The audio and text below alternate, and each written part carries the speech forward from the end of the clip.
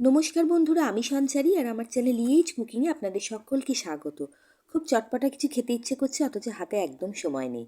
যদি বাড়িতে কিছু ব্রেড স্লাইসেস থাকে তাহলে কিন্তু চট করে আপনি একটা খুব মুখরোচক স্ন্যাক বানিয়ে ফেলতে পারেন পুরো পরিবারের জন্য।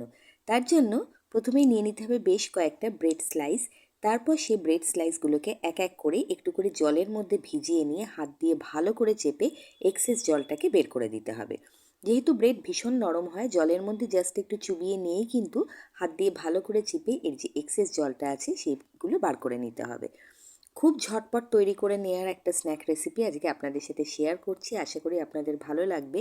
যে কোনো সময় এটাকে ইনস্ট্যান্ট বানিয়ে খেতে পারেন, হার্ডলি 10 মিনিট লাগবে কিন্তু এটা বানানোর জন্য। আমি এখানে প্রায় 6টা-7টা মতো ব্রেড স্লাইস নিয়ে নিয়েছিলাম।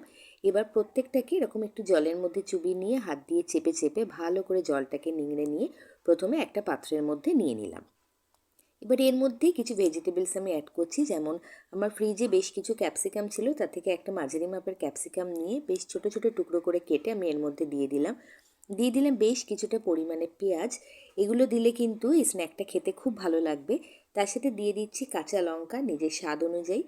আপনারা চাইলে এর মধ্যে কিন্তু গাজর, ধনেপাতা সব কিছুই অ্যাড করতে পারেন। এবার বেশ কিছুটা মৌরি আর ধনেকে একটু কাঠখোলায় ভেজে নিয়ে হাফ ক্রাশ করে রেখেছিলাম, সেগুলো এখানে দিয়ে দিলাম। এটা খাওয়ার সময় মুখে আসলে খুব ভালো লাগবে। তার সাথে দিয়ে দিলাম বেশ খানিকটা পরিমাণে টমেটো সস, আর দিয়ে দিচ্ছি অল্প একটু পরিমাণে সোয়া সস। টমেটো সস আর সোয়া সসটা কিন্তু অবশ্যই দেবেন, এই দুটো দিলে কিন্তু এই স্ন্যাকটার টেস্ট ভীষণ ভালো আসবে। এবার একটু দিয়ে দিচ্ছি গ্রেট করে রাখা জিঞ্জার বা আদা। আপনারা এখানে আদা বাটাও দিতে পারেন। এবার দিয়ে দিচ্ছি স্বাদ অনুযায়ী নুন। বাইন্ডিংয়ের জন্য এর মধ্যে আমি ব্যবহার করব একটুখানি ময়দা। 2 থেকে 3 চামচের মতো ময়দা আমি এখানে অ্যাড করছি। বেশি ময়দা একবারেই কিন্তু প্রথমে দেবেন না, তাহলে কিন্তু জিনিসটা শক্ত হয়ে যেতে পারে মাখাটা। যেহেতু এর মধ্যে একটু জল জল ভাব রয়েছে, আমরা ব্রেডটাকে জলের মধ্যে ডুবিয়ে নিয়ে তারপরে এটাকে নিংড়েছিলাম, সেই জন্য বেশি ময়দার কিন্তু এখানে দরকার পড়বে না। সামান্য একটু পরিমাণে অ্যারারুট বা কর্নফ্লাওয়ার এর মধ্যে অ্যাড করতে হবে। আমি অল্প একটু পরিমাণে কর্নফ্লাওয়ার 1 চামচের মতো এখানে দিয়েছি। কর্নফ্লাওয়ার না থাকলে অ্যারারুট দেবেন, অ্যারারুট না থাকলে অল্প একটু পরিমাণে সুজি অ্যাড করে দেবেন। সব কিছুকে এবার ভালোভাবে মিশিয়ে নিচ্ছি। জলের ব্যবহার এখানে একদমই করতে হবে না, জল ছাড়াই এটাকে মাখতে হবে। যেহেতু ব্রেডের মধ্যে যে জলটা আছে সেই জলটা দিয়ে কিন্তু মাখাটা সম্পূর্ণভাবে হয়ে যাবে। সব কিছুকে ভালোভাবে মেখে নিয়েছি। এবার দেখুন খুব সুন্দর একটা ডো ফর্মে কিন্তু চলে এসেছে।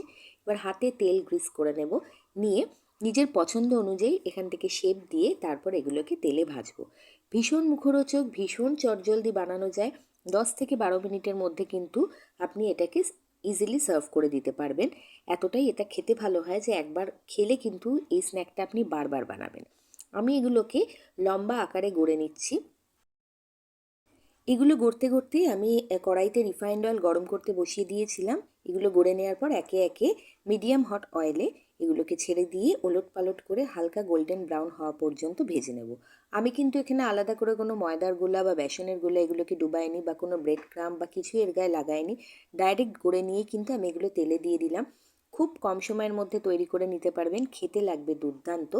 এগুলোকে ঘুরিয়ে ফিরিয়ে বেশ ভালো মতো একটু একটু রং এসে যাওয়া পর্যন্ত, লালচে লালচে বাদামি বাদামি হয়ে যাওয়া পর্যন্ত এগুলোকে নাড়িয়ে চাড়িয়ে ভেজে নিতে হবে। আর ভাজার সময় গ্যাসের ফ্লেমটাকে কিন্তু মিডিয়ামেই রাখবেন।